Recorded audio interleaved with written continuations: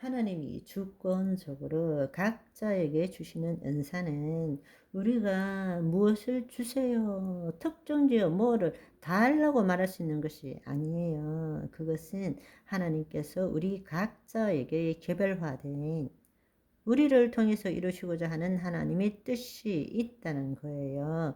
그 뜻을 이루시기 위해서 하나님이 주권적으로 우리에게 은혜로 주시는 거란 말입니다. 아멘. 다른 사람을 섬기고 교회에 덕이 되고 마귀의 일을 멸하는 것, 그것은 나의 능력이 아니라 하나님의 능력이 나타나야 되는 것이죠. 그렇지만 은사는 하나님의 주권적인 역사이지만 성경의 말씀을 보시면 은사를 구하라 말씀하셨어요. 그 말은 무슨 은사든지 내가 좋아하는 은사를 구하라는 그 뜻이 아닙니다. 각자에게 하나님께서 하나님의 뜻을 이루는 일이 있기 때문에 그것에 따른 은사를 구하라는 것입니다. 또 그 은사가 나타나기 위해서는 그 은사를 믿는 믿음이 아니라 내 자신을 포기하는 믿음이 필요한 거예요. 아멘. 자기 자신을 포기해야 하나님이 나타나실 거 아닙니까? 은사를 달라고 나무 뿌리를 뽑듯이 가서 믿습니다, 주시옵소서, 이 믿음이 아니고 내 자신을 포기하는 믿음이 있어야 되는 것입니다. 그때 하나님이 예비하신 그 주권적인 은총이 나를 통해서 나타나는 거란 말입니다. 아멘.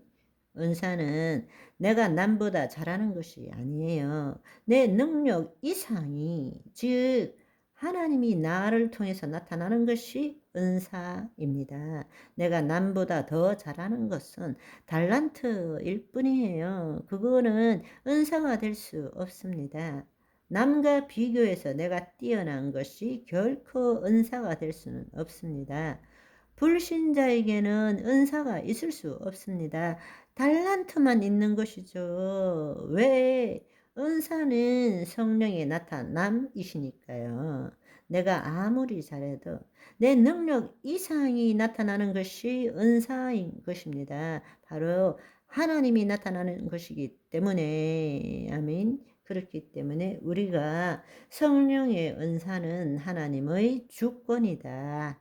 하나님의 주권이고 개별화된 것이다. 그렇지만 그럼에도 불구하고 우리는 은사를 구해야 되고 믿음을 가져야 된다. 그때 구하는 것과 믿음은 지금 우리가 거짓자로 하나님으로부터 뭔가를 받아내기 위한 그런 것이 아니다라는 것을 여러분이 이해해야 한다는 것입니다.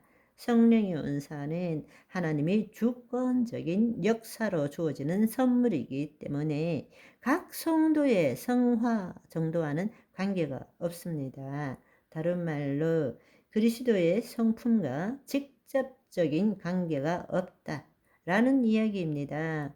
그분께서 주권적으로 하나님의 뜻을 이루기 위해서 주시는 것이기 때문에 그때의 믿음은 필요하죠. 그렇지만 그 믿음은 은사를 달라는 믿음이 아니라 내 자신을 포기하는 자기 십자가를 지는 믿음이라는 것입니다. 그렇기 때문에 그 성도의 그리스도의 성품, 즉 성령의 열매의 정도와 상관이 없다라는 것입니다. 따라서 은사는 성도가 미성숙한 상태일지라도 얼마든지 경험되어질 수 있는 하나님의 선물이라는 것입니다.